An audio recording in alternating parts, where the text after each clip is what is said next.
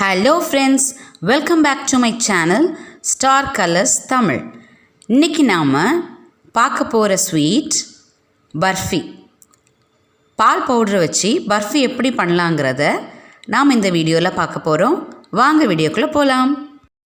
இன்றைக்குள்ள டிப்ஸ்: நாம் புதுசாக பாத்திரம் வாங்கும்போது அதில் ஸ்டிக்கர் ஒட்டியிருக்கோம்ல, அந்த ஸ்டிக்கரை நாம் எப்படி எடுக்கலாங்கிறத இப்போ பார்க்கலாம். அடுப்பில் வச்சுட்டு கேஸ் ஆன் பண்ணி லைட்டாக சூடு பண்ணும்போது அது தானாகவே இலகி வந்துடும். அதுக்கப்புறம் நாம் எடுத்துடலாம். இப்போது பர்ஃபிக்கு தேவையான பொருட்கள் பார்த்துக்கலாம். 1.5 கப் மில்க் பவுடர், 3/4 கப் பால், 1/2 கப் பொடி பண்ண சீனி, கொஞ்சமாக பாதாம், 2 ஸ்பூன் நெய். கடாய் அடுப்பில் வச்சுட்டு 2 ஸ்பூன் நெய் அதில் ஊற்றிக்கோங்க. நெய் நல்லா உருகுனதும் நாம் எடுத்து வச்சுருக்கிற 3/4 கப் பால் அதில் சேருங்க.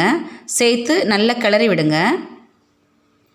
கிளறி விட்டுட்டு நாம் எடுத்து வச்சுருக்கிற 1.5 கப் மில்க் பவுட்ரு அதில் போட்டு நல்லா கிளறுங்க.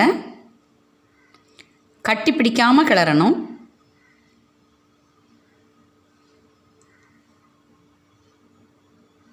இந்த மாதிரி கைவிடாமல் கிளறுங்க. ஸ்டவ் சிம்மில் வச்சுக்கோங்க.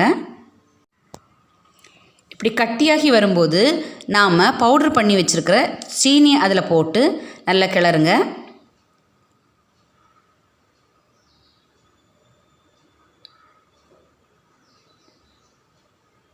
இப்போ அப்படியே கொஞ்சம் மெல்ட் ஆகி வர்ற மாதிரி இருக்கும். ஒரு 2 நிமிஷத்தில் அப்படியே சரியாயிடும்.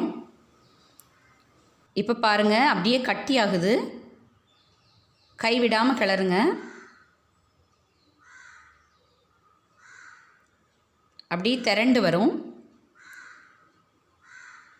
சிம்மில் வச்சுட்டு பொறுமையாக கிளறுங்க.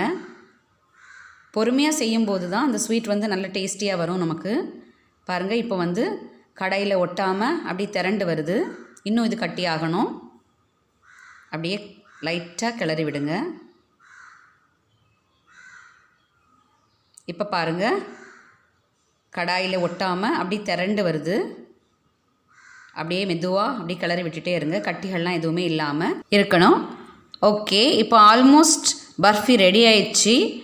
இந்த பர்ஃபியை ஒரு நெய் தடவின பாத்திரத்தில் கொட்டிட்டு ஒரு கரண்டி வச்சு மேலே சமமாக்குங்க.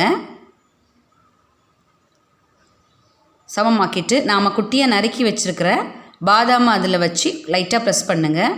அப்போ உதிராமல் இருக்கும். ஒரு 2-3 ஹவர்ஸ் அப்படியே விட்டுட்டு அதை நம்ம கட் பண்ணி எடுக்கலாம். கட் பண்ணி எடுக்காமல் கொஞ்சமாக பர்ஃபி எடுத்துட்டு லைட்டாக இப்படி நெய் தடவி உருட்டி நடுவில் லைட்டாக ப்ரெஸ் பண்ணி ஒரு பாதாம் பீஸ் வச்சிங்கன்னா இது இன்னொரு மாடலில் இருக்கும். இதே மாதிரியும் செய்யலாம். ஒரு 3 ஹவர்ஸ் கழித்து நாம் செட் பண்ணி வச்சுருந்த பர்ஃபியை இந்த மாதிரி நைஃப் வச்சு பொறுமையாக கட் பண்ணால் இது சதுர ஷேப்பில் இருக்கும். இப்படியும் செஞ்சு கட் பண்ணலாம். ஓகே ஃப்ரெண்ட்ஸ், இந்த பர்ஃபி உங்களுக்கு ரொம்ப பிடிச்சிருந்ததுன்னா நம்ம சேனலை சப்ஸ்கிரைப் பண்ணுங்கள். அப்படியே பக்கத்தில் உள்ள பெல் ஐக்கானை கிளிக் பண்ணுங்கள்.